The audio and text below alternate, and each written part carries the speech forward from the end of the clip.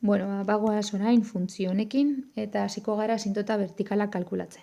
Orduan ikusi behar dugu xen ze balioekin izendatzailea 0 egiten da. Horretarako, x berbi ken lau berdin 0 egingo dugu.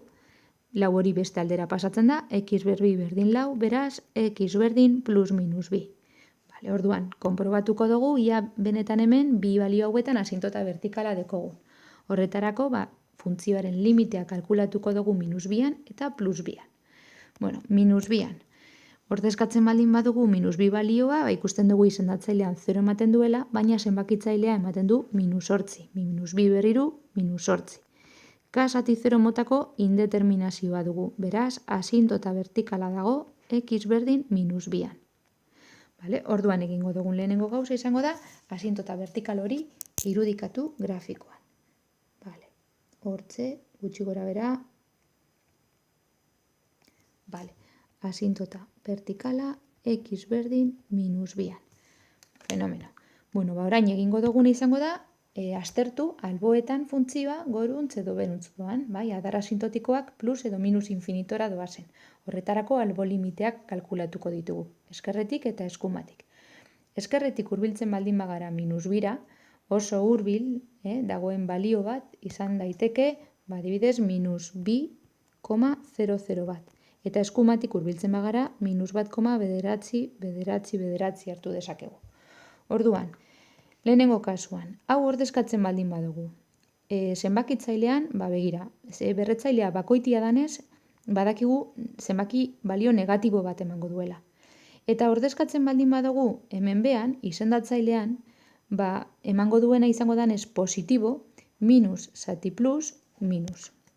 Orduan, momentu bat, minus infinito emango du. Horrek esan nahi du eskerretik beruntz egiten duela, orduan horrela irudikatuko dugu adar asintotikoa. Ikus daigun zer gertatzen den hemen. Balio hau ordezkatzen badugu zenbakitzailean negatibo emango du, baina izendatzailean ordezkatzerakoan oraingoan ere negatibo emango duenez, minus zati minus, plus. Beraz, plus, momentu bat, plus infinito. Orduan eskumatik adar asintotikoa irudikatuko dugu gorantza. Bagoaz orain beste balioarekin, bi horrekin, Ikusiko dugu bi hau ere asintota vertikala dan. Horretarako egingo duguna izango da, ordezkatu. Eta ordezkatzerakoan ikusten dugu izendatzailea 0 ematen duela eta zenbakitzailea 8. Hau ere, K zati 0 motako indeterminazioa danez, asintota vertikala dugu, x berdin bian ere bai. Orduan, irudikatzen dugu beste asintota vertikala, momentu bat. Gutxi gora bera, identifikatuko dugu ere bai, asintota vertikala x berdin bi. Eta orain tokaten da, adar asintotikoen kalkulua, albo limiteak.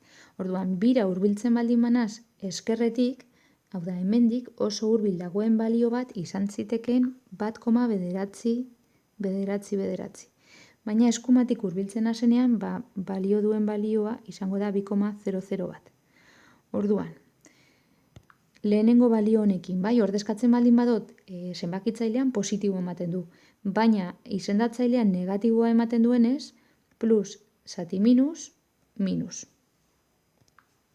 Orduan, minus infinito. Horrek esan nahi du, eskerretik beruntz doala.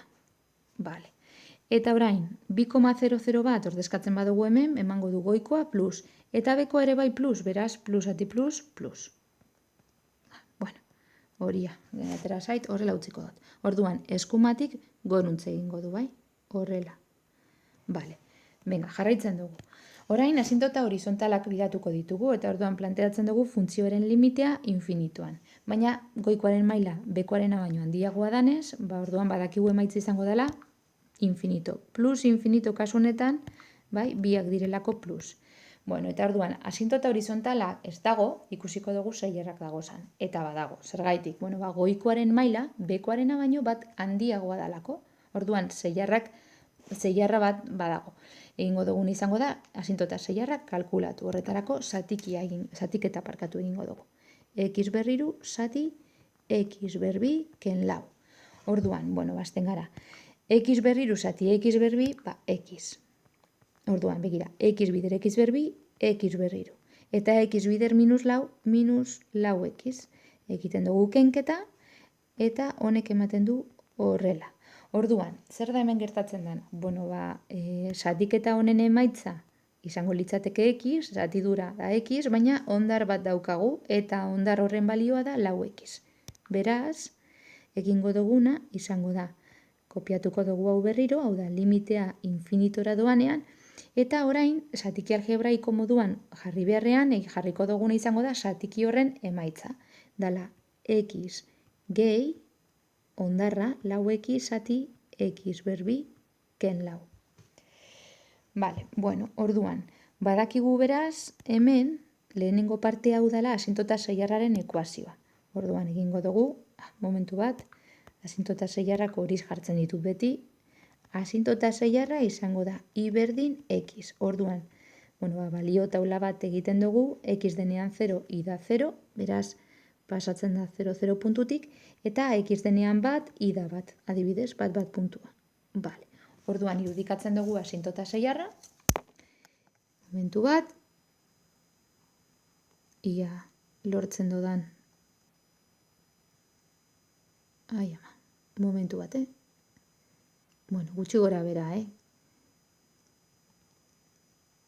Vale, orduan hau izango da, asintota zeiarra I berdin X. Eta orain, aztertzeko plus infinitoan eta minus infinitoan funtzioa asintotaren gainetik edo azpitik doan, ondarraren zatikian oinarritzen gara. Zer egitera goaz? Bueno, planteatuko dugu, galdetuko diogu gure buruari, zer gertatzen den ondarrarekin, X infinitora doanean eta X minus infinitora doanean. Orduan, imaginatu Xen infinitua, oso handia dan balio bat hartuko dugu, 1000. Zer gertatuko litzateke hemen 1000 ordezkatuko bagenduan? Goian izango genduan 4000. Eta behan, oso zenbaki handia, baina positiboa. Biak izango lirateke positiboak, orduan plusati plus, plus.